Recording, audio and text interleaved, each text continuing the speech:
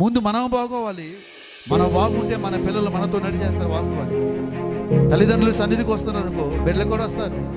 తల్లిదండ్రులు రాకపోతే బిడ్డలు కూడా రాకపోతారు. వాస్తవానికి చూడండి, దేవుడిచ్చిన మాట మనం గమనించగలిగితే, ప్రజలను కూర్చోబెట్టము, వారు ఆ దేశం మీదను బ్రతుకు దినములన్నీ కూడాను నాకు భయపడి నేర్చుకోవాలి. మొదట దేవుని మహిమ కలుగును గాక.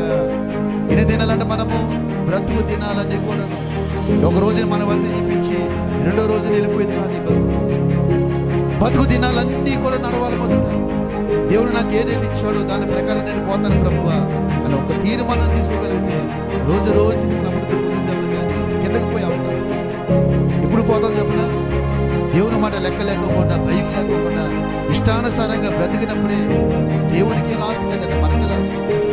ఇప్పుడు ఒక మాట చెప్తాను, దేవుని దాసులు చెప్పిన మాట ప్రకారం వెళ్ళాను కాబట్టి ఈరోజు నా కుటుంబం నిలబడ్డాను. లేకపోతే